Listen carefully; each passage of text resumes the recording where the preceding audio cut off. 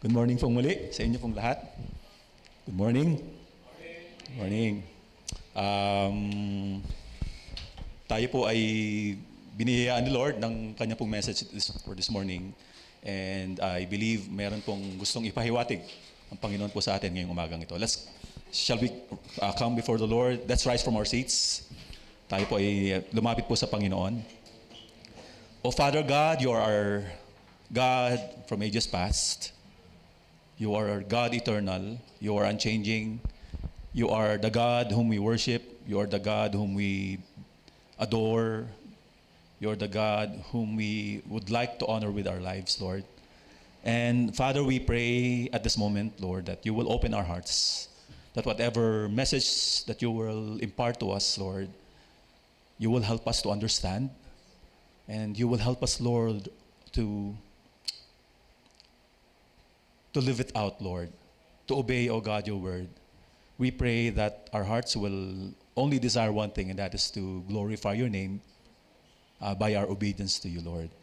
We thank you for your word, that it is a lamp unto our feet and a light unto our path, Lord.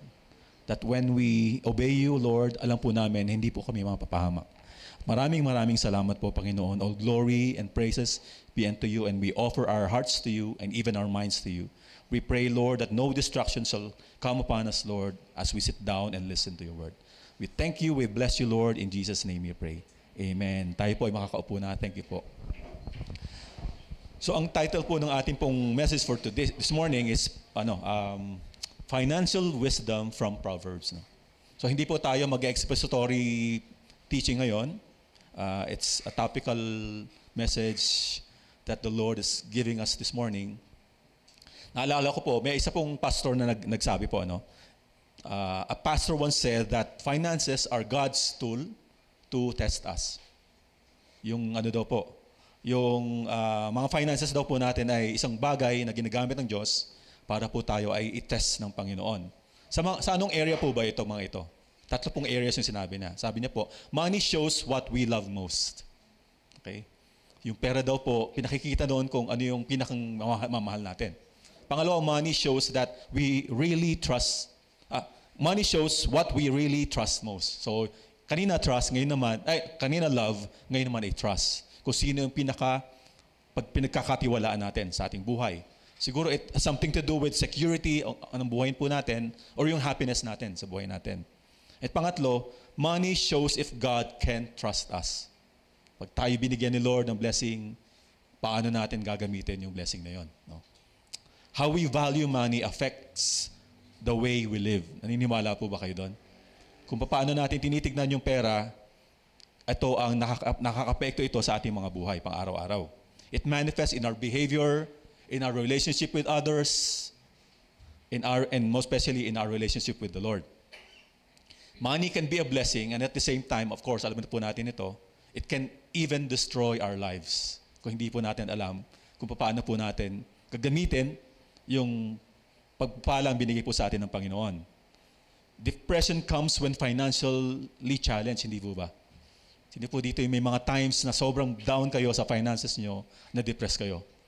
Ito po ay common sa ating lahat, no? Hindi lang po yung mga ilan-ilan sa atin, alam po natin yon. Desperate financial situations force a man to make decisions that will lead to further peril or even death. May mga nagpapakamatay pa actually, no? If the man is not careful on how he handles or how he faces the situation, and it can even, ang positive naman po nito, it can lead him to deeper faith at saka renewed opportunities na ibibigay po ng Panginoon sa atin. So mayroong bad effect at saka may good effect na mangyayari pag tayo po ay dumadaan sa mga challenges financially, no? Possessing wisdom on the matters of wealth is very, very crucial sa ating pong lahat. Hindi lang po sa mga Christians, kundi sa lahat actually ng mga tao. And thankfully, the Bible is full of it. Napakadami pong may bibigay ng Panginoon sa atin patungkol po as to how we would manage our finances. One of the clearest instruction about money can be found in 1 Timothy chapter 6 verse 10. Wala po yata dito ito, hindi ko po naisulat. Sabi po dito, no? For the love of money is a root of all kinds of evil. So yung pera daw po, pinanggagalingan niya ng mga, pinag-uugatan niya ng mga maraming kasamaan, no? Ang pagmamahal sa pera. Some people, eager for money, have wandered from the faith and pierced themselves with many grief. Unfortunately, even Christians, tayo po, are not exempted from the temptation surrounding money. It even says in this passage that the love of money is the cause for them to fall away from the Lord, which will of course have spiritual consequences, to say the least. No? Ang pera ay nakaka-cause kahit sa mga Christians for them to fall away from the Lord. Either sa sobrang pagpapala ng Panginoon, nagfo-fall away sila, nakakalimutan nila si Lord, or sa sobrang konti ng kanilang finances, nagtatampo sila kay Lord, nagbabackslide sila. No? At feeling nila, pinabayaan sila ng Panginoon. We have learned from last week po, kung natatandaan niyo po yung lesson po natin, yung tinuro po sa atin last week, yung stewardship. Tandaan niyo po ba yun? That we are only stewards of God's blessing. That everything that we own comes from God. At yung mga bagay na ating pong pag-aari, ay pag-aari po actually ng Panginoon sa atin. Naniniwala po ba kayo that without God, we cannot have our houses, we cannot have our clothing, we cannot have even our families and even our jobs? Amen, no? How can we say that? Paano natin nasasabi na ganun? Siguro sa atin, isipin natin, paano, Brother M, nangyari yun? Ako naman na nagtrabaho, di po ba? Okay. Because it is God who created all things. Alam naman po natin, di ba? The earth was created by God, the moon, the stars, the air that we breathe, no? If He will decide not to supply earth with breathable air, then we will all die. Tapos tayong lahat. No? So the earth that produces food, the air that we breathe, ay nanggaling po sa Panginoon. Kung hindi po binigay sa atin ng Panginoon yung hangin na libre, actually, hindi po ba? Walang bayad. Hindi po tayo makakapagtrabaho. Hindi po ba? Hindi tayo makaka-earn ng money, hindi tayo makakapagpatayo ng sarili nating bahay, hindi tayo makakabili ng ating mga clothes. No? So yun po, ang sinasabi po natin ay galing talaga sa Panginoon ang lahat ng mga bagay. At hindi po natin to pwedeng ikaila. No? We cannot deny the fact that God owns everything, and apart from Him, we will not be able to survive. And since money is a gift from the Lord, He desires that we utilize it according to His good purposes that will benefit us and even others. Yung pagpapala po na binibigay sa atin ng Panginoon, actually will benefit us. Tayo first and foremost, at yung mga taong nasa paligid po natin. This morning, we will have 10 points discussion about how we should manage our money based on the Bible. Galing po sa Proverbs.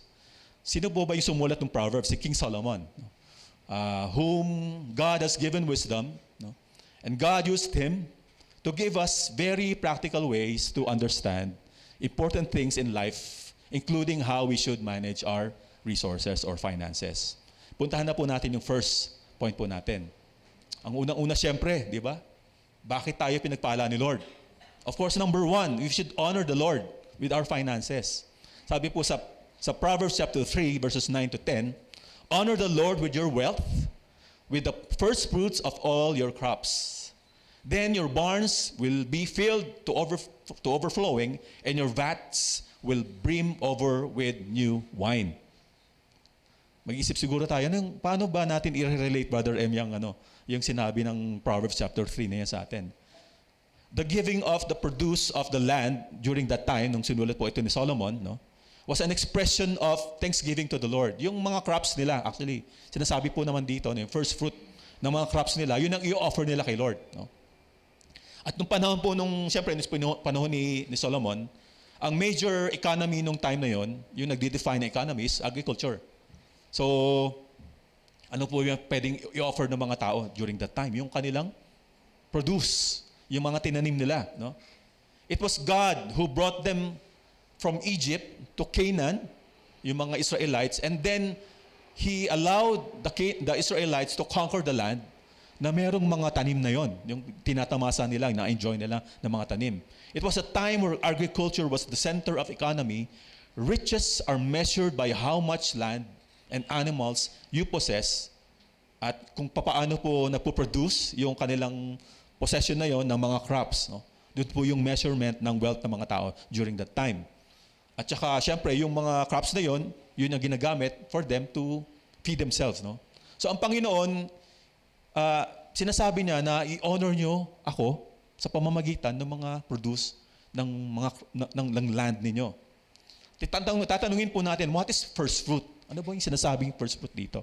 The people were to bring a good amount of grain to the priest, yung po mga pari during that time, who would wave it to the Lord. Yung mga yung mga bushels na mga crops, i-wave daw ng mga pari yon sa Panginoon. Yun yung mga offering, first fruit na offering na sinasabi dito. No grain was to be harvested at all until the first fruits offering was brought to the Lord. Sinasabi po nito, kaya first fruit, hindi mo nila aanihin yung mga crops nila. Kukuha sila i-offer muna nila kay Lord. Bibigyan nila yung sa mga pare, i-offer ng pare sa Panginoon, and then, that's the only time they will harvest their crops. So, ang sinasabi po dito, they will first honor the Lord with their crops. Until then, hindi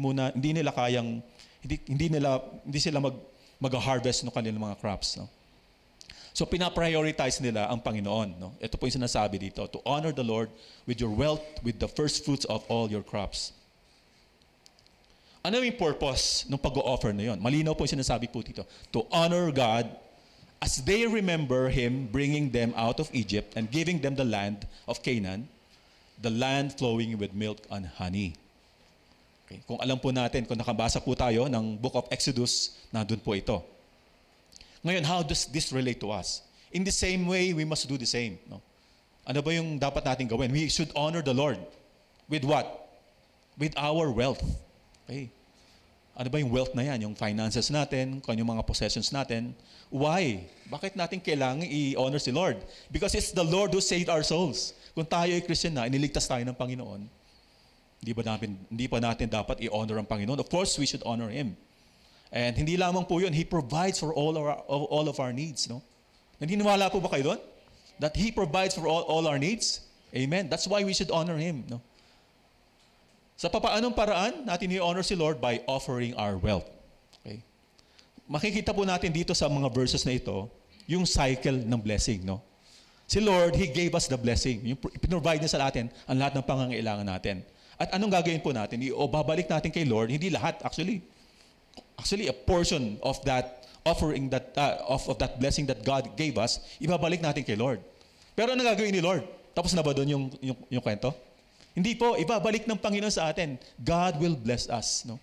So kung titingnan po natin, dalawang pagbibigay ng Panginoon ang gagawin niya. Sa atin, isa lang. At yung bibigay natin kay Lord, na sa Kanya naman nanggaling, pagpapalain pa rin niya. Di ba sobrang doble yung natin, yung blessing na matatanggap natin sa Panginoon? Amen? Amen.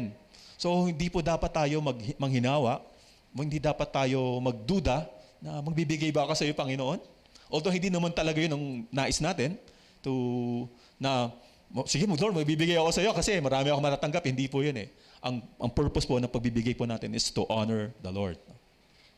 Romans 12 commands us to offer our lives to give God a living sacrifice. Yun po yung acceptable po sa Panginoon. And if we were giving to the Lord our lives, we should also give our possessions to Him. Amen? Kasama po yun, actually, no? It doesn't need money, ang Panginoon. Hindi niya kailangan ng pera natin, but He is very, very pleased when we honor Him with our hearts. Amen? Ano po ba yung equivalent na text nito sa New Testament? Sa 2 Corinthians chapter 9, verses 6 to 8, sabi po niya, ni Paul, remember this, a farmer who plants only a few seeds will get a small crop, but the one who plants generously will get a generous crop. Ano naman po, very basic naman po yun. Kung marami kang tinanim, marami ka rin aanihin. Tapos sabi po dito sa verse 7, you must each decide in your heart how much to give to the work of God actually. And don't give reluctantly or in response to pressure. For God loves a person who gives cheerfully, and God will generously provide all you need. then you will always have everything you need and plenty left over to share with others. Punong-puno po itong passage na ito, no? Pero hindi na po natin masyadong i-expound, no? Makikita lang po natin, no? Meron po tayong hinaharap na challenge, no? To give or not to give. Magbibigay ba ako kay Lord o hindi? Di ba? Lagi po siguro itong nagiging struggle natin. In tight situation, magbibigay ba ako kay Lord? Lord, ito na lang yung pera ko eh. Sakto na lang sa pambili ko ng pagkain sa pamilya ko. Ibibigay ko po ba yung 10% o kung ano man yung commitment natin, at least 10%? Okay. Kung malaki naman yung kinikita natin, for example, nagka-bonus tayo ng 1 million. Di ba? 1 million. Ang laki nun, di ba? 10% of that is how much? 100,000. Di ba? Bibigay ko ba sa iyo, Lord? Ang laki naman nun, di ba? Ay, ang laki na nga nung tax na binayaran ko. Nakaltas na nga yun eh, di ba? So meron tayong challenge to give or not to give. No? So, naalala ko po yung kwento ng mga Israelites doon sa Haggai, sa Book of Haggai. Ito yung time na ni-restore ni Lord yung mga Israelites doon sa Judea. And ang reklamo po ng Panginoon sa kanila, pinabayaan nila yung templo ng Diyos. Ang ginawa nila, binil nila yung kanilang mga houses. Inuna nila yung mga houses nila. Pero yung templo ng Panginoon, sira-sira. No? At ano po yung sinasabi doon sa Book of Haggai? Yung daw pong mga bulsa ng mga Jews, parang butas. No? Hindi sila umunlad-unlad sa kanilang buhay. Bakit po? Pinabayaan nila ang tahanan ng Diyos during that time. At siguro you will wonder, no, sa mga atin siguro ngayon, bakit Lord, parang butas yung pera ko? Hindi nagtatagal, wala na naman, kasasweldo lang nga lang eh, di ba? Wala. Siguro tanungin niyo po yung sarili niyo, are you honoring the Lord with your first fruit? Kasi kung hindi niyo pinaprioritize ang Panginoon, yung first fruit, hindi po kayo pagpapalain ng Panginoon. At laging butas yung inyong bulsa. No? Pangalawang challenge po natin na pwede nating harapin, okay, magbibigay ako kay Lord. No? Pero ang tanong, are you going to give that cheerfully or reluctantly? No? Napilitan ka lang ba na ibigay mo yon sa Panginoon? Sige na nga, Lord. Wala akong choice eh. Sige, bigay ko na. Pikit mata lang, ibibigay ko ito. No? Di ba? Or masaya kang ibibigay sa Panginoon yung first fruit mo. Of course, di ba, ang gusto ng Panginoon, we should give the Lord cheerfully. Yung nag-uumapaw sa puso mo na, Lord, ibibigay ko ito sa iyo. Kasi sa inyo po nang galing ito, ibabalik ko ito sa inyo. At kung ako ipagpapalain nyo sa pagbibigay ko na ito, thank you, Lord. Kung hindi naman, okay lang din. Pero kasi nanggaling naman po sa inyo in the first place, yung pagpapala po na ito. Kayo po ba ay mapiplease, no? When somebody gives you something na reluctant siyang ibigay sa iyo, napilitan lang. May kaibigan ka, for example, pahiram naman ng ganito kasi wala talaga akong pera eh. Siyempre, ang kakaibahan po, pag binigay sa'yo, sige bro, okay lang yan. Sige lang, okay lang. Matutuwa ka siyempre, di ba? Pero kung napilitan lang sa'yo na ibigay, yung pinihiram niyang kung ano man yun, matutuwa ka ba doon? Hindi. Ang Panginoon, ganoon din po. Ano? If we will give to the Lord reluctantly, He is not going to be honored. But if we give to the Lord cheerfully, He is going to be honored. Amen? Amen. Nakakatuwa po sa verse 10, sabi po doon, then your barns will be filled to overflow and your vats will brim over with good wine. So sinasabi lang po nito, ibibigay ni Lord. Ibabalik niya. Kung gaano kadami yung pagbabalik ng Panginoon sa atin, hindi natin alam yun. Pero itong promise ng Panginoon sa atin. No? The more we give, the more the Lord will return it back to us. No? Ang bait ni Lord, hindi po ba? Grabe. Sabi po sa Psalms 37, verse 25, I have been young and now I am old, yet I have not seen the righteous forsaken or his children begging for bread. God will not allow us to become poor when we give to Him out of love. Hindi ka pababayaan ng Diyos. Pag nagbibigay ka sa Panginoon cheerfully, hindi ka pababayaan ng Panginoon para maghirap ka. Naniniwala po ba kayo doon? Amen, no? Hindi tayo pababayaan ng Panginoon, maghihirap ka dahil nabigay ka kay Lord. Hindi po hayaan ng Panginoon sa atin yon. It is not the return that we are after, but God's pleasure. Ang gusto natin, matuwa ang Panginoon, kaya ako magbibigay. Let us honor God with our wealth by giving cheerfully our tithes, no, and even our offerings. For by doing so, we are supporting the work of the Lord. For example, dito sa church, and we know that it's going to be used for the advancement of God's kingdom. Amen? So let us give to the Lord. Let's honor the Lord when we give to Him by giving Him what is due Him, no, cheerfully. Meron tayong saya sa ating mga puso. So sana po, tayo magbibigay mamaya kay Lord ng tithes natin o kung ano man yung bibigay natin sa Panginoon, we should do it cheerfully. Amen? Amen. Okay. So yun po yung first point po natin. Honor the Lord with our giving or with our finances. Number 2, give to others what is due. Okay. Sabi po sa Proverbs chapter 3 verses 27 to 28. Do not withhold good from those to whom it is due, when it is in your power to act. Do not say to your neighbor, come back tomorrow and I'll give it to you, when you already have it with you. Very, very, very practical. Ano po?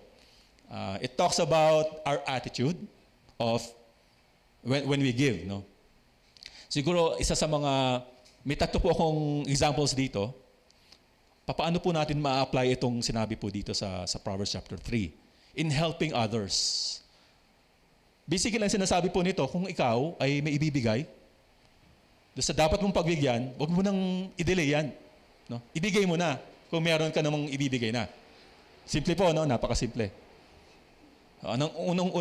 Unang-una po natin pwede makita dito sa pagtulong po sa ibang tao, pagtulong sa kapwa natin. If we have committed to help someone, huwag mo nang i-delay, bro. Huwag mo nang i-delay, kapatid. Di ba?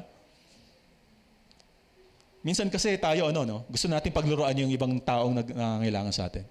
Balik ka bukas, no? Gusto mo pahirapan ng konti, di ba?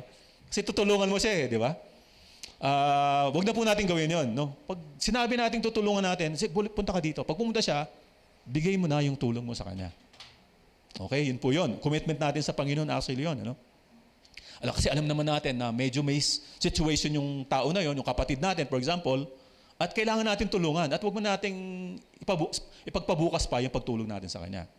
So yun po yun, unang-una. Pangalawa po, ito po, in paying workers or employees. No? Siguro kung meron tayong businessman dito, meron tayong mga dito, businesswoman or manager, okay? For employers, paying your employees on time. Alala ko po nung nagtatrabaho po ako, there were times before, yung last stint ko po sa corporate, nadidelay yung namin, yung aming tawag dito, yung sweldo namin, no? Minsan isang araw, minsan 2 araw. Bakit? Hindi nakasingil doon sa kliyente, so walang pondo, no? Pero sabi ko, hindi ako naniniwalang walang pondo yung may-ari ng company. No? So, yun po, no? Kung tayo employer, dapat wag ma-delay yung ating yung ating pang-sweldo sa ating mga employees, no? Unless wala ka talagang pera, no? At iniintay mo yung, di ba? Wala ka talagang pera bibigay, wala talaga di ba? Di okay. Kay Lord siguro, maintindihan naman ng Panginoon yon at siyempre, paintindihan nila natin sa mga tao natin. Pero, kung meron naman tayong fund, pasweldohin na natin ng tama, no? On time. Okay. Ano pa po yung pwede natin makita dito? Ano daw, di ba sabi dito, no? Do not withhold good from those to whom it is due. No? Sa employers, sa employment scenario, yung SSS natin, di ba? Kasi that's part of the law of government, no? Ng gobyerno natin. May pag-ibig fund, merong 13th month pay, di ba? So yung mga bagay na ito, importante po ito, no? Na dapat po nating i-fulfill. Kung may empleyado ka, okay? Kailangan may SSS yan. Kailangan may pag-ibig fund yan kasi basic needs po, basic benefits po yan dito sa ating sa bansa po natin. And of course, 13th month pay. Okay. Alam po natin, magiging loss sa akin to Brother M Pero hindi po sa Panginoon po kasi yun po sabi ng Panginoon dito na ibigay mo doon sa mga tao ang kailangan nilang matanggap. No? We should not deny from them yung benefit na dapat nilang matanggap.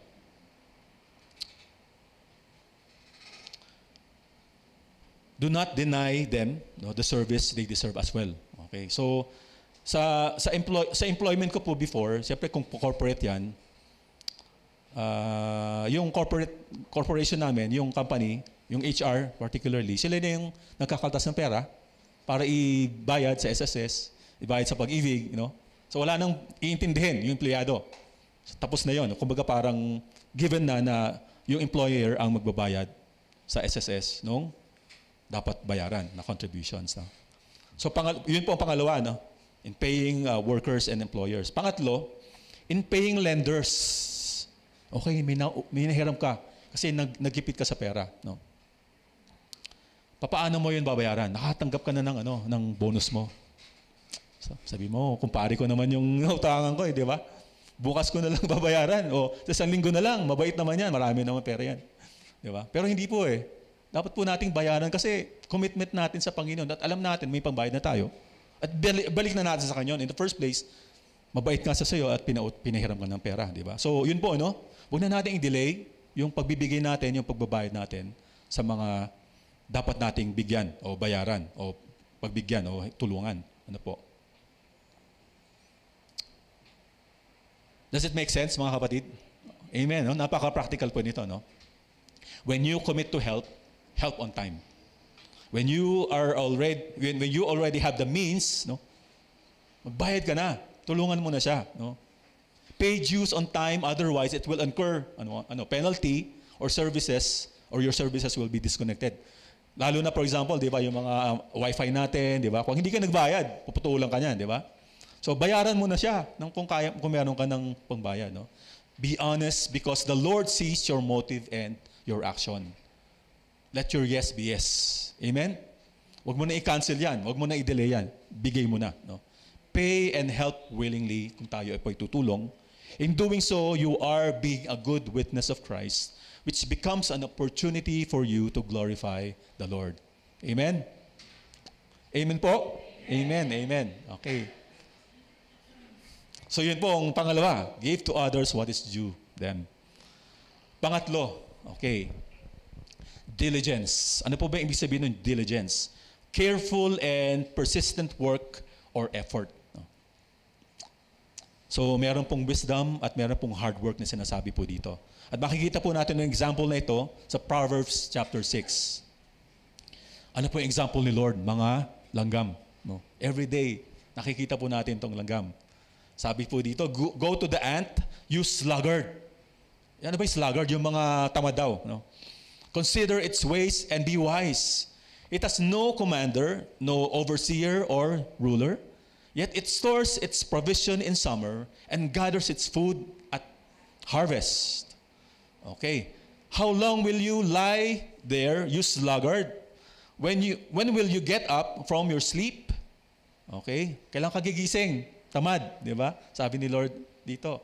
A little sleep, a little slumber, a little folding of the hands to rest. Saka na yan, matutulog muna ako. Sabi dito, chilas muna ako ngayon, hindi muna ako magtatrabaho. I-delay ko na lang muna. May bukas pa naman di ba? And poverty will come on you like a thief, and scarcity like an armed man. No? Maghihirap ka, kapatid, kung tatamad-tamad ka. Okay. God's creation is awesome. Makikita po natin dito, grabe, At even tiny insects like the ants have their unique behavior from which we human beings, the most intelligent of all, can learn. Okay? The ants work unstoppable to gather food. They are very organized. Kung nakakakita po kayo ng mga ants sa bahay ninyo, talagang isang line lang yan. Hindi sila magda-divert dun sa line na yon. So very, very organized po sila. Ang nakakatuwa po sa kanila, wala silang leader. They do it naturally. No? At sinasabi po nito, yung mga ants daw, hindi mo na kailangan turuan yan na mag-impok sila o magtambak sila ng pagkain. Naturally, gagawin nila yon. At ganun po dapat tayo. We should be natural when we store up for ourselves. For example, gaya po na sinasabi dito, yung pagkain nila. No? Tayo naman po, yung ating po mga finances. No leader, they work voluntarily and achieve their goal. The ants know their need and in wisdom, they acted on it. No? While they have time, they store up food for winter season. Ano po yung makikita nating lesson dito? Do not be lazy, but work today so that you will have something for tomorrow. Okay? Sino po dito ang may mga savings account sa bangko? O nag-iimpo kayo kahit wala sa bangko. Meron akong mini, tawag dito, safe box dito sa bahay. Doon ko nilalagay yung aking mga naiipon, no? Okay. May term po na tinatawag na saving for a rainy day. Alam niyo po ba yung term na ito?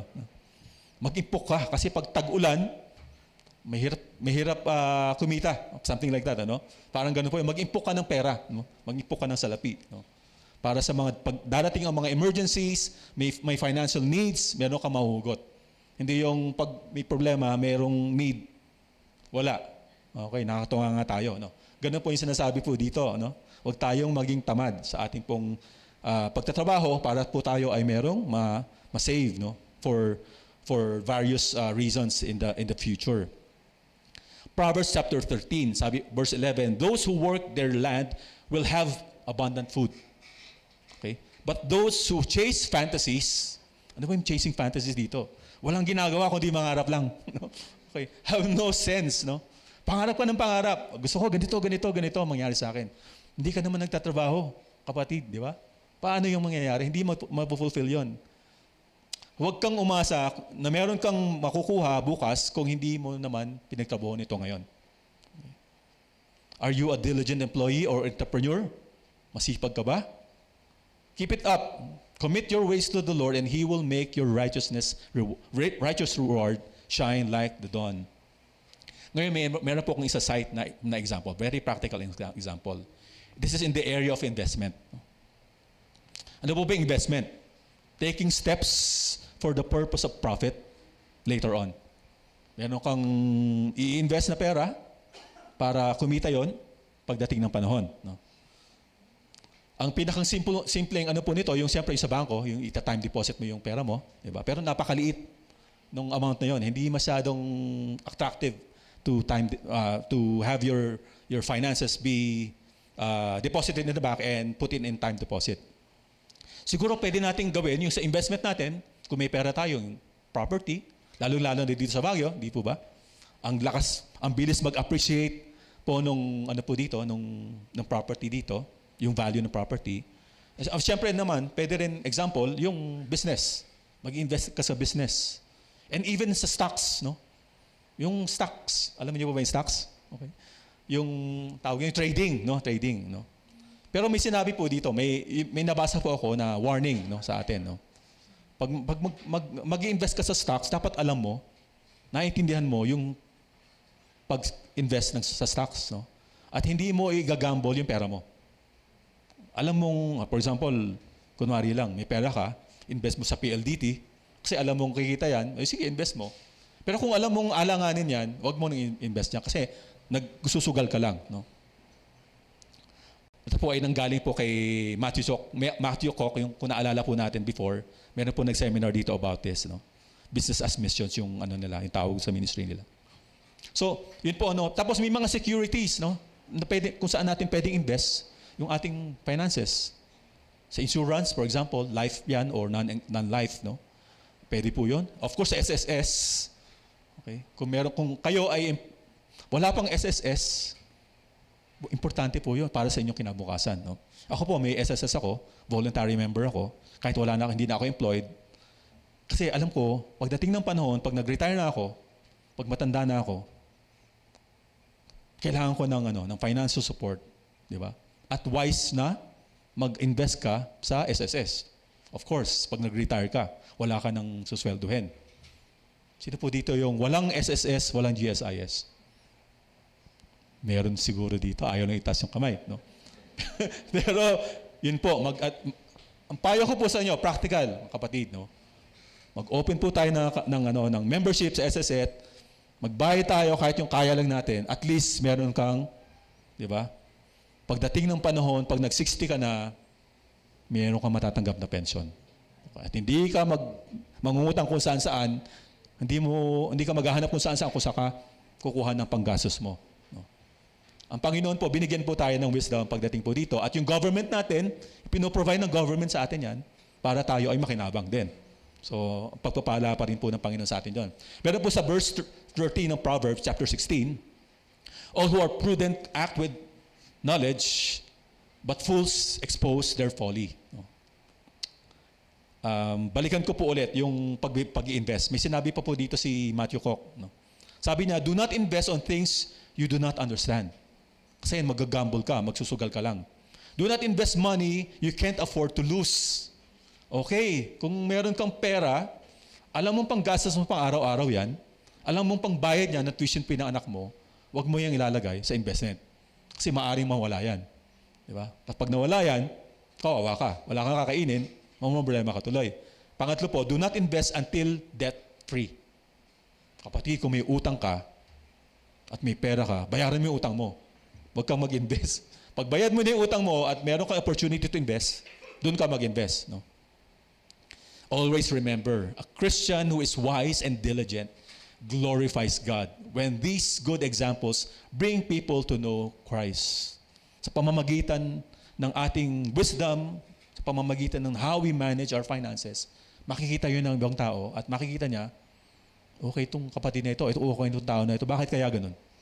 Tatanungin ka na, bakit ka ganyan? Si Lord nasa buhay ko, binibigyan niya ako ng desire, ng wisdom kung paano ko ma-manage yung aking finances. Kasi share ba natuloy sa kanya yung gospel, di ba? Maging Christian na siya, that will glorify God. Amen? Number 4, righteous acquisition of wealth.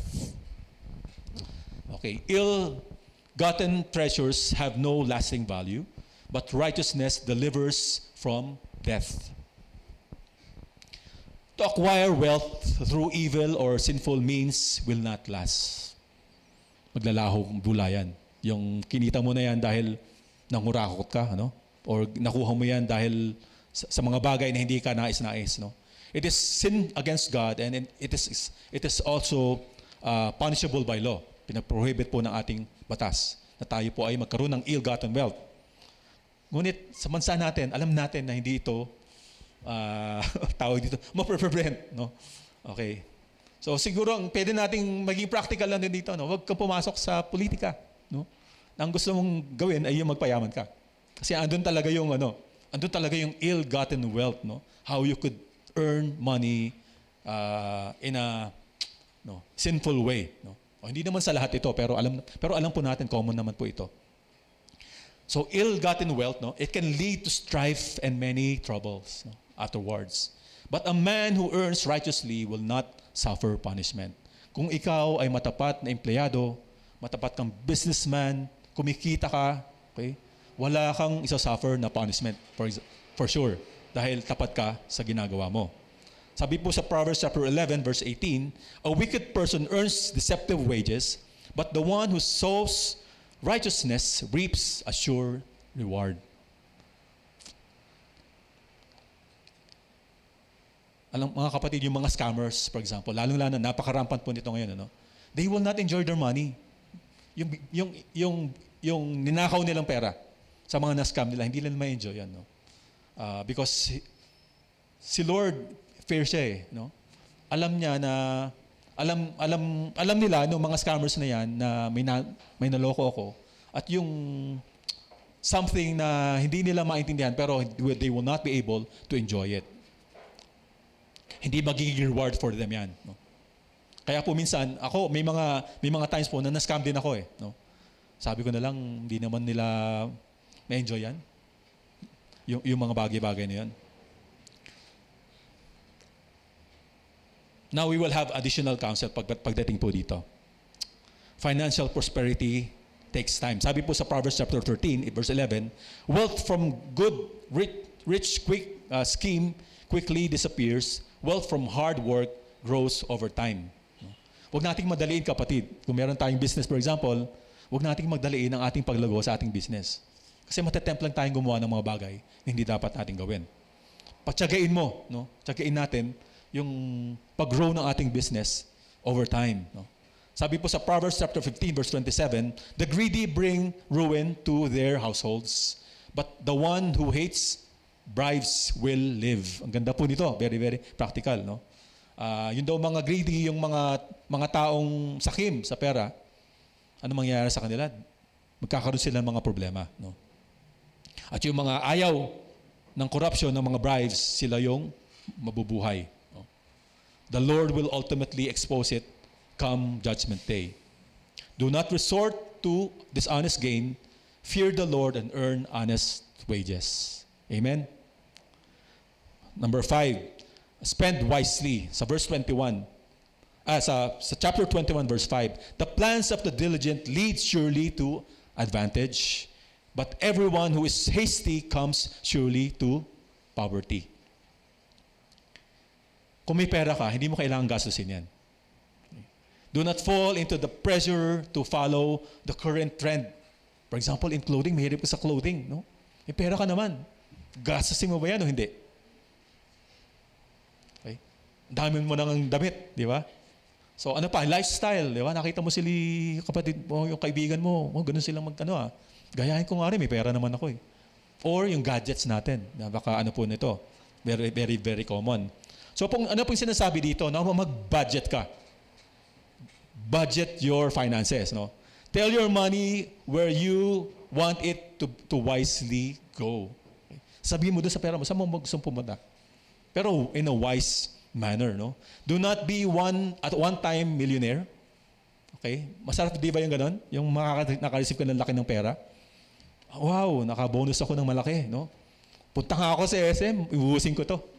Di ba? May mga ganun tayo eh, di ba? Minsan, magsa-shopping spree ako kasi minsan lang ito mangyari sa akin eh. Di ba? Pag naubos mo na yon, kinabukasan, wala na. Okay, wala ka na makain. Di po ba? Okay. Alam niyo po ba yung term na kulang yung sweldo ko? Sino po dito yung mga ganun? Kulang yung sweldo ko talaga eh. Dapat, bigyan ako ni boss ng raise eh. Di ba? Okay? Nung nag-umpisa ka sa work, ang liit lang yung sweldo mo. No? Pero kasya sa iyo. Di ba? Napapagkasya mo siya. Minsan nga sobra pa eh, di ba? Pero nung doble na yung sweldo mo, kulang na. Bakit kaya? Marami nakangiti dito. Ako kasi ganun po din po ako. No? Naalala ko po nung nag-start ako sa work, 3,000 pesos ang sweldo ko nung time yun. Alam niyo na kung gaano ako tanda. No? 3,000 pesos. Pero kasya yun. Nagbabayad pa ako ng rent nun. Di ba? Ipagkain pa yun. Pero nung lumalaki na yung sweldo ko, minsan kulang. Bakit kaya?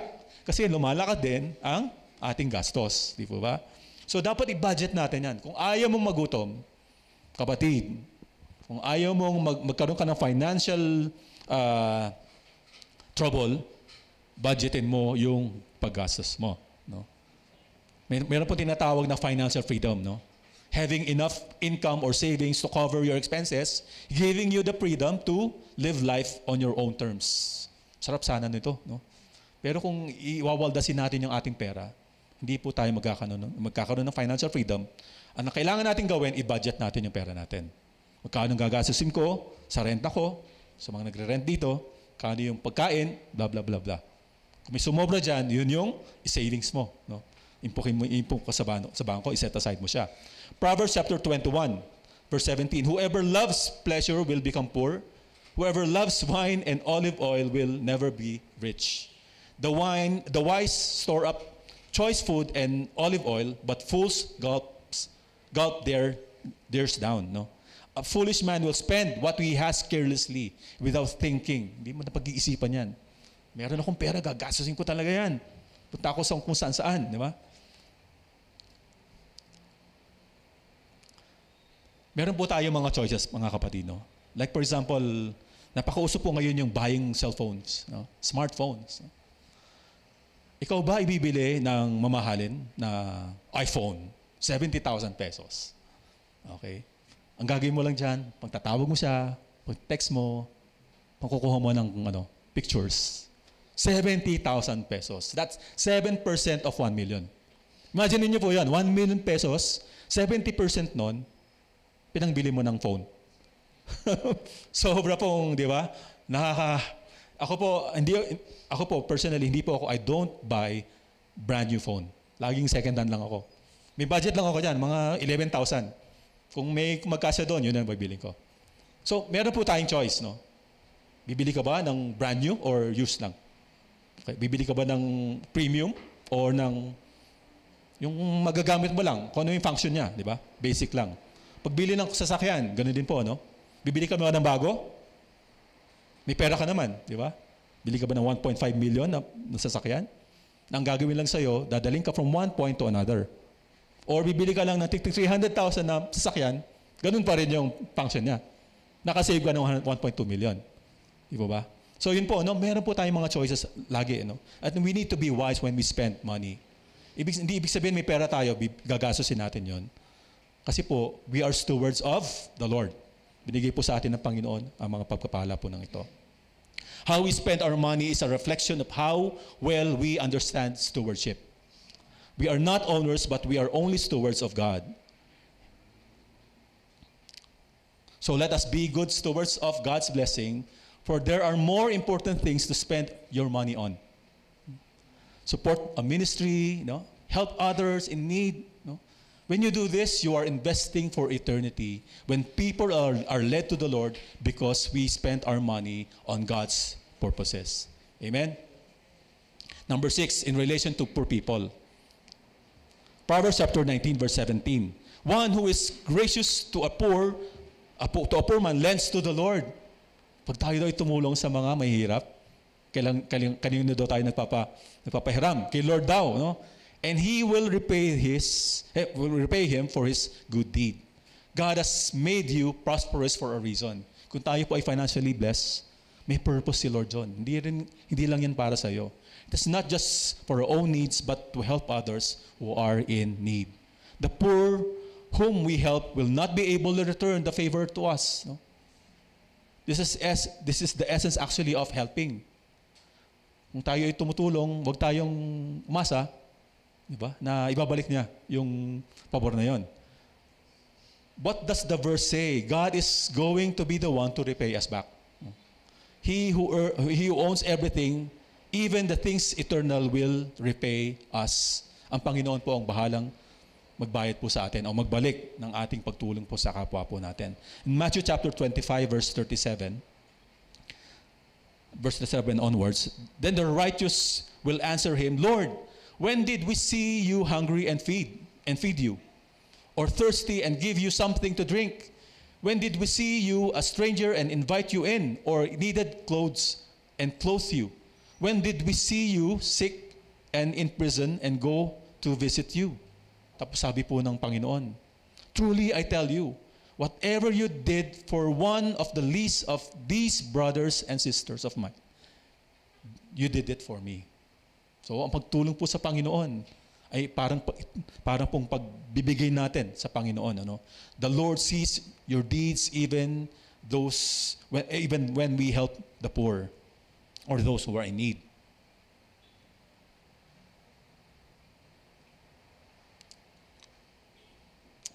Sabi po sa James chapter 2, verse 5, listen, my dear brothers and sisters, has not God chosen those who are poor in the eyes of the world to be rich in faith and to inherit the kingdom He promised those who love Him? Kaya po kung titignan po natin, napaka-special sa Panginoon yung mga mahirap. No? Kasi po sila yung mga taong mayayaman sa pananampalataya. And probably this is the reason why na sobrang ang Lord, He wished for the poor to be helped by us. No?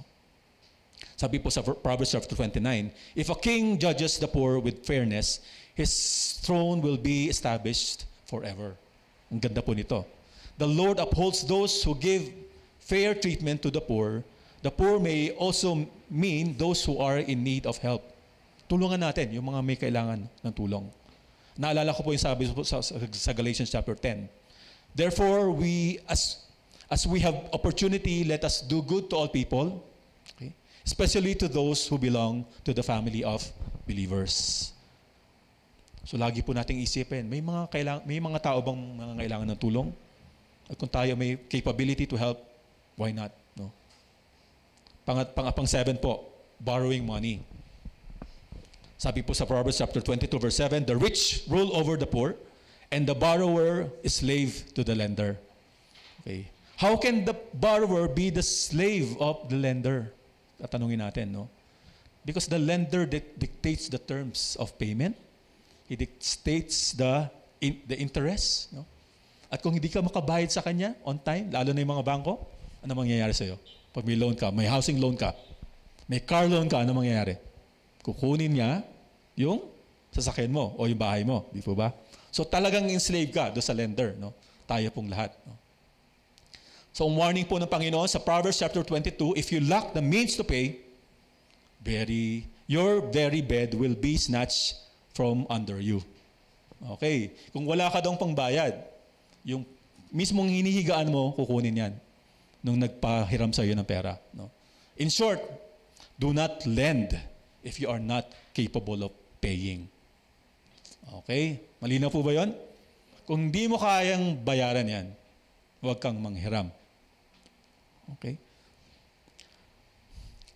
Taking a loan, okay, or making a loan for non-essential things like travel, okay, gadget, is unwise, actually. Wala kang pera eh, di ba? Bakit ka pa mangungutang para ka lang mag-travel? Di ba? Ang gawin mo na lang, kapatid, mag-save ka na lang. Mag-impok ka, mag-save ka ng pera, di ba? Para pagdating ng panahon, mayroon ka ng panggastos, pang-travel, di mag-travel ka. Pero yung maglo-loan ka para sa travel mo, pagdating mo dito, ubos na yung pera mo.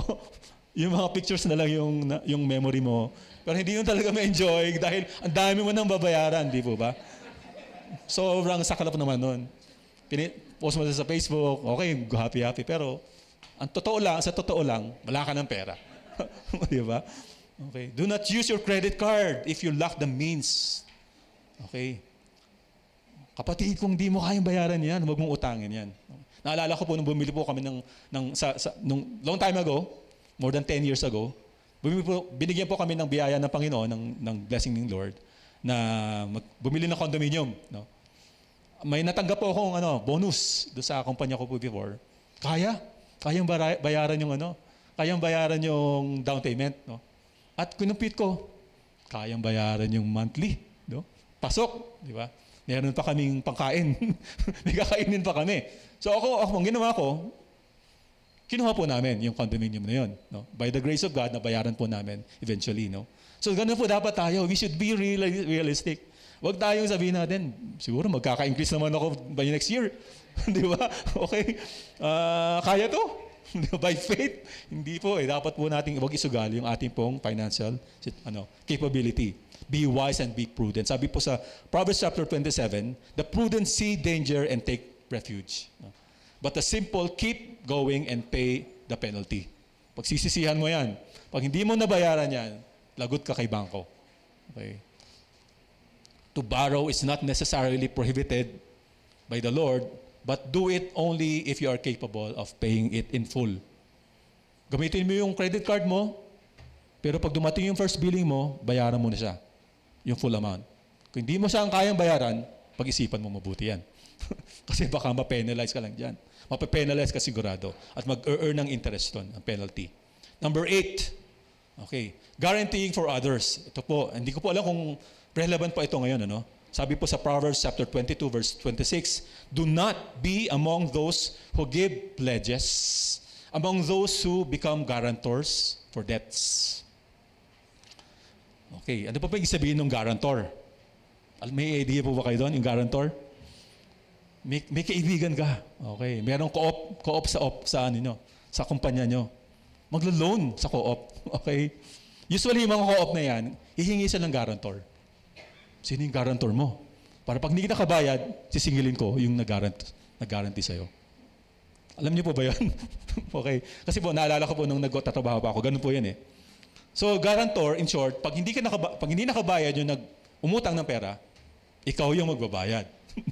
Nung inutang niya. Ganun po yung pagiging guarantor, no? This is a big unnecessary financial burden for you. No? It is foolishness actually. No? Titingnan po natin. It is not good stewardship for you are encouraging a person to be financially irresponsible. Hindi niya kayang bayaran. Kaya nga nag-guarantor eh.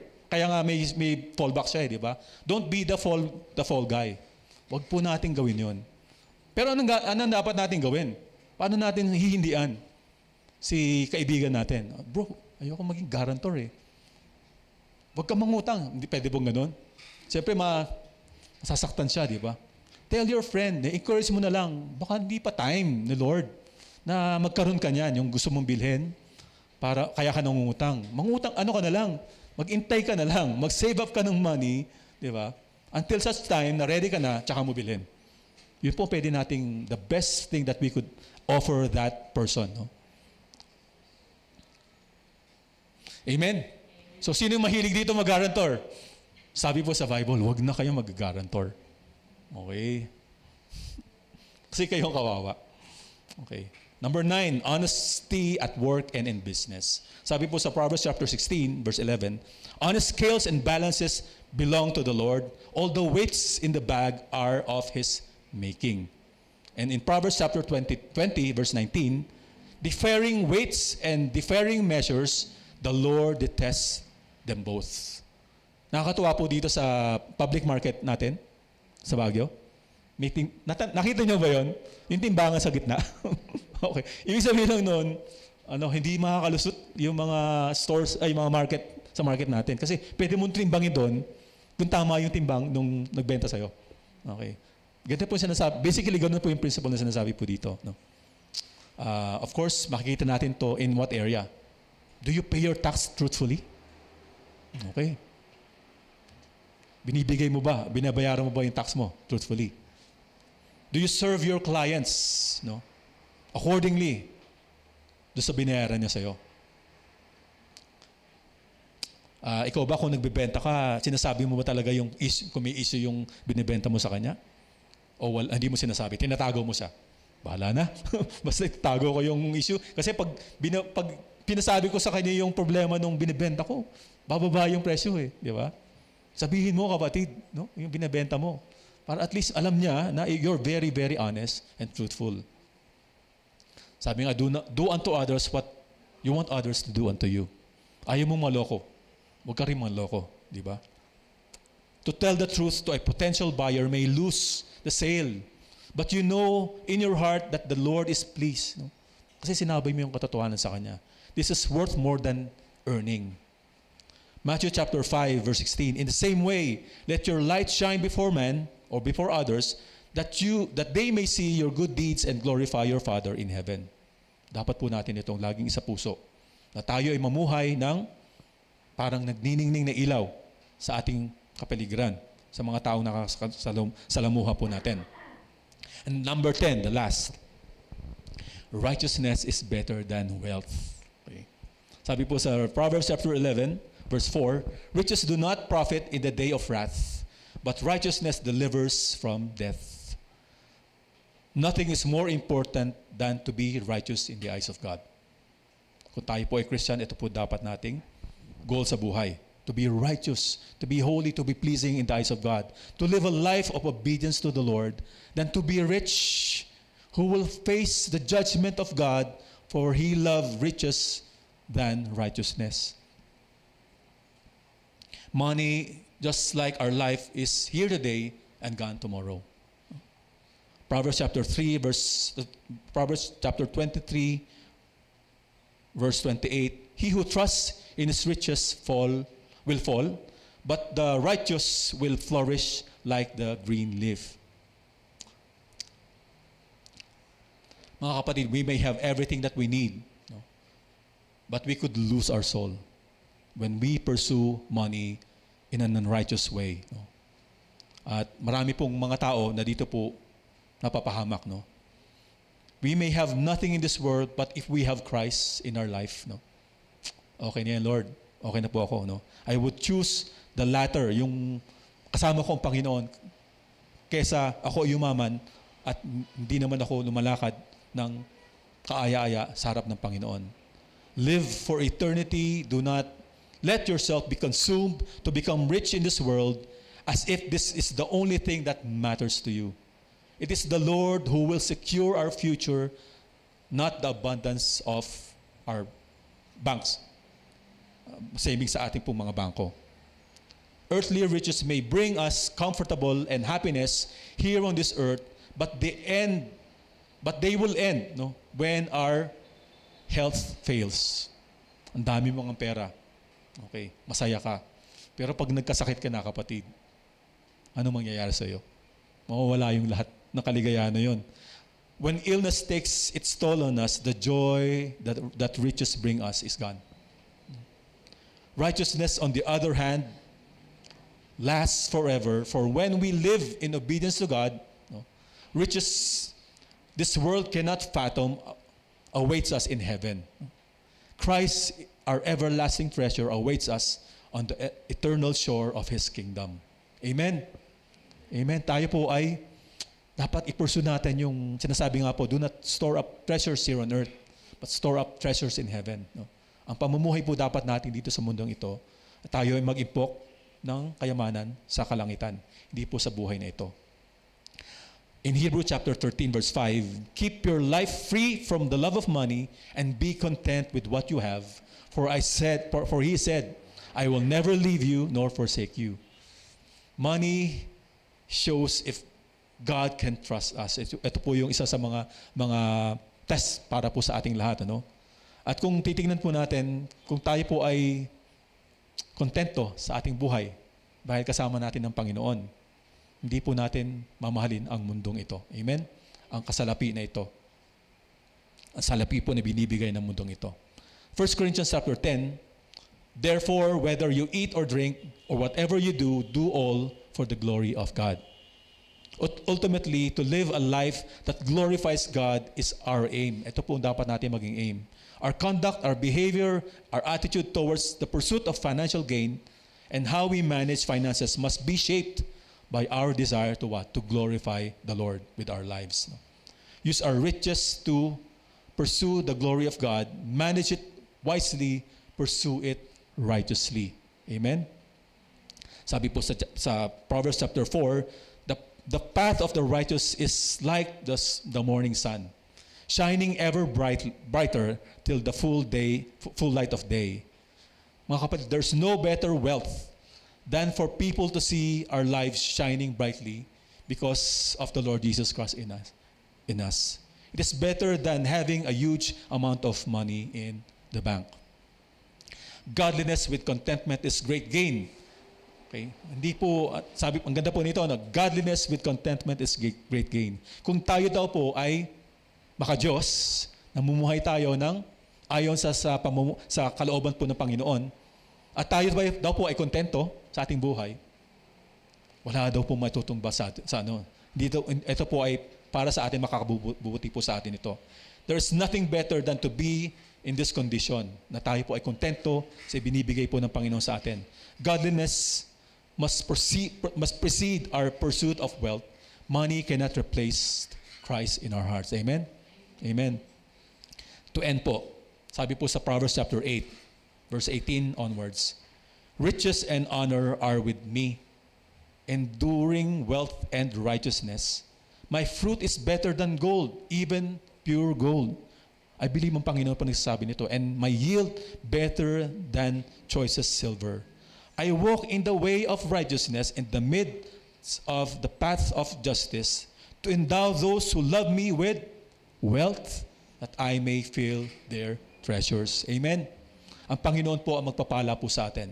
Kung i-honor po natin ng Panginoon ang ating mga finances, ng ating mga possessions, it is God who is going to bless us.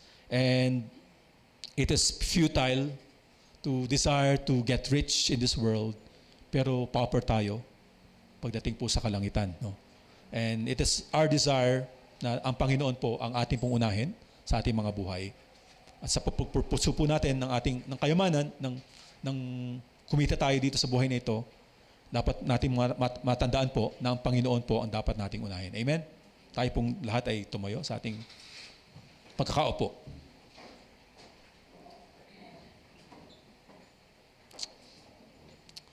Let's come before the Lord. Tayo po ay lumapit po sa Kanya.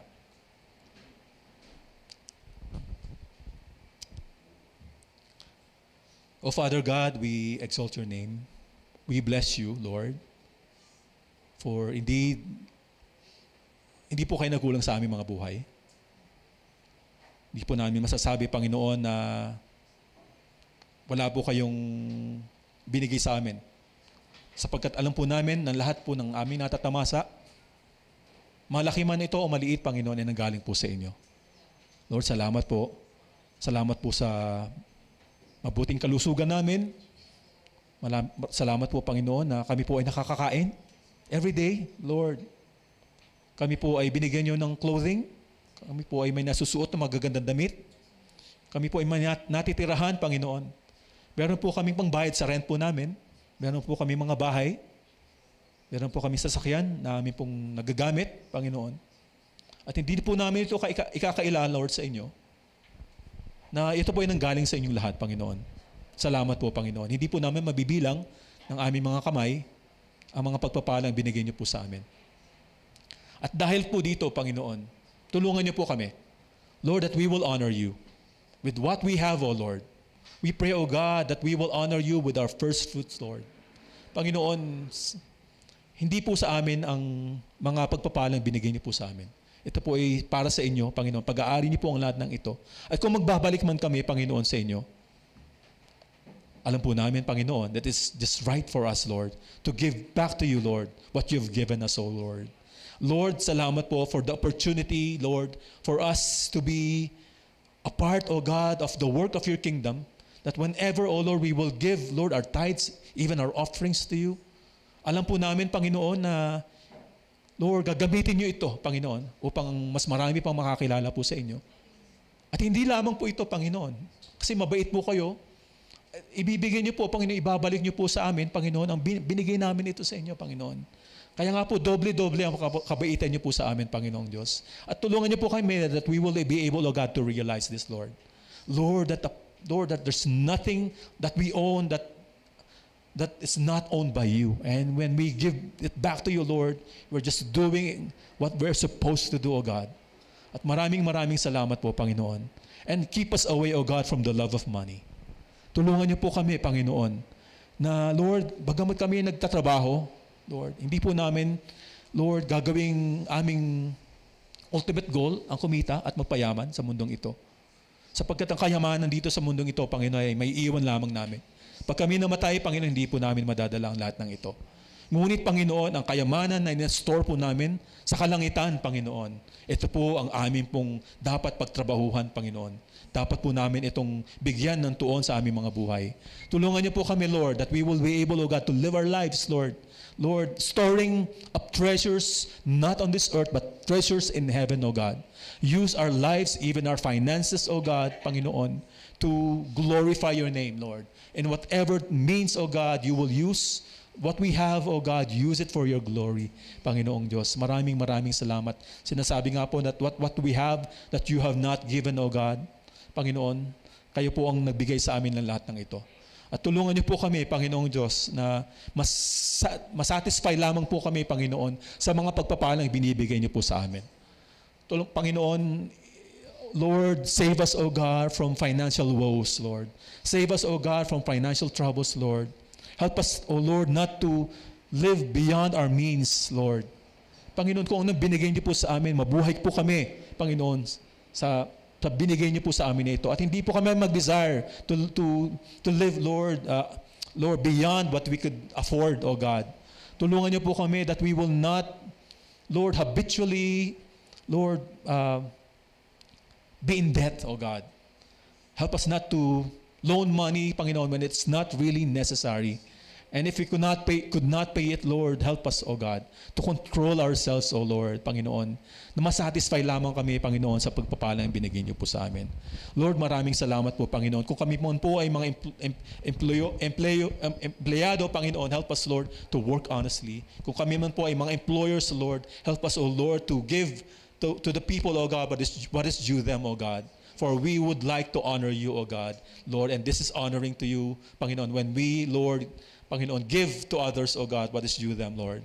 Maraming salamat po, Panginoon. Wala pong hindi po, Panginoon, walang meaning ang mga blessings niyo po sa amin.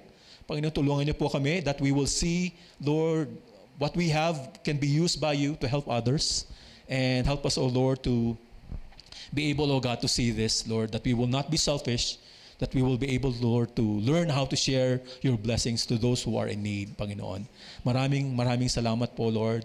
At salamat po, Panginoon, sa binigay niyo po sa aming katuruan ngayon. At dalangin lamang po namin that we will be able, O Lord, to to follow you, O God, that we would only desire one thing, O God, and that is you, O Christ our Lord, who is our treasure. And Lord, the things of this earth, O God, will grow strangely dim, O God, in the light of your glorious face. And when we are, Lord, satisfied in Christ, Lord, hindi po, Panginoon, magkakaroon ng appeal sa amin, Panginoon, ang mga bagay-bagay may offer po ng mundong ito, Panginoon. Saturate our hearts, O God, with your love, with Christ, Lord, so that, Lord, hindi po kami matukso ng mundong ito, Panginoon. Ngunit ang naisin lamang namin ay lumago kami, Panginoon, sa wangis ng aming Panginoong Hesus. Maraming salamat po, Panginoon. And we thank you for giving us the opportunity to give our tithes and our offerings to you, Lord. Panginoon, marami pong salamat na kami po ay binigyan nyo ng opportunity and ng privilege, Lord, to support, O God, your ministry. And we pray, O Lord, that you will indeed use our church, Panginoon, to be able to reach out to the lost, be able, O Lord, to proclaim, O God, your word to your people, O God, so that our lives will be enriched, that we will be equipped, O God, so that our lives will be used by you, O Lord, Panginoon, sa pag-abot sa mga taong hindi pa pumananampalataya, at sa aming mga neighbors, sa aming pong mga kaibigan, gamitin niyo po ang aming mga buhay, Panginoon, bilang ilaw at asin, Panginoon, nang si Kristo ay maluwalhati lamang. Maraming salamat po, Panginoon. And even as we go, O God, salamat po, Panginoon, that your peace shall be upon us. And we know, Lord, that your grace will be imparted to us, Lord, as we desire, O God, to obey, O God, the things that we have heard, O God, this morning. Marami pong salamat, Panginoon. Hindi po, Panginoon, masasayang ang lahat ng aming narinig sapagkat kayo, Panginoon, na magtuturo po sa aming mga puso ng lahat po ng ito. We thank you, we bless you, we glorify you, Lord. All this we pray in the name of our Lord and Savior, Jesus Christ. Amen and amen. Salamat po, Panginoon. We love you, Lord. We glorify your name. We honor you, Lord. Salamat po, Panginoon. We thank you, Lord. Awit po tayo bago po tayo umuwi. Let's sing to the Lord a praise song.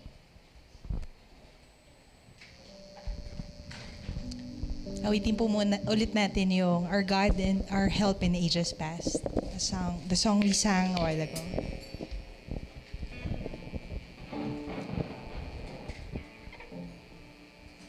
Sige. Let's clap our hands to the Lord. Our God, our help in ages past, our hope for years to come, our shelter from the stormy blast, and our eternal home. Under the shadow of your throne, your saints have dwelt secure. Sufficient is your arm alone, and our defense is sure. And our defense is sure. Lord, you have been our dwelling place in every generation. You're our King. Lord, you have crowned our lives with grace. Our humble adoration we will bring. And we sing to you. We sing to you. Beneath the shelter of your wings.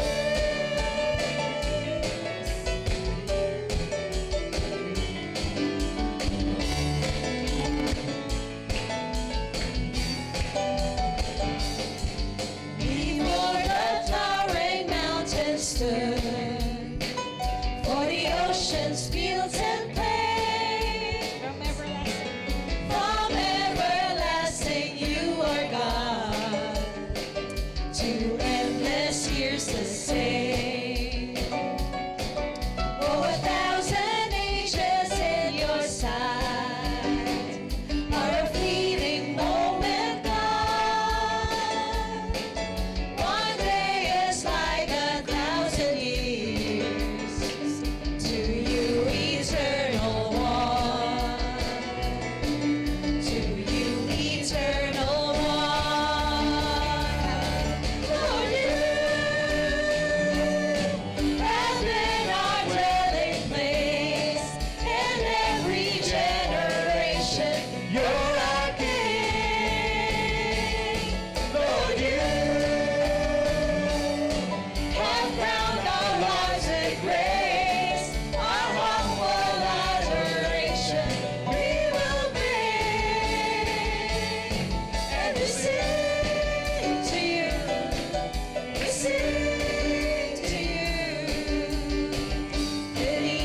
shelter of your wings.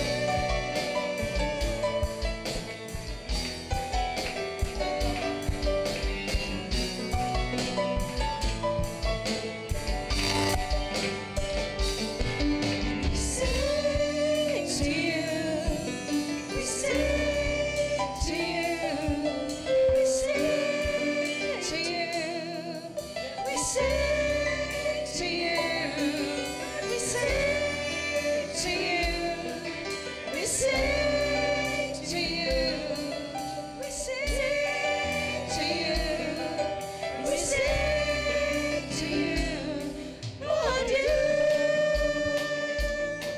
have been our dwelling place in every generation. You're our King. Lord, you have crowned our lives with praise. Our humble adoration we will bring. Lord, you have been our dwelling place in every generation. You're our King. Lord, you have crowned our lives with praise. Our humble adoration we will bring. And we sing to you. We sing to you. Beneath the shelter of your wings. We sing to you, Jesus, and we're hiding beneath you, Lord.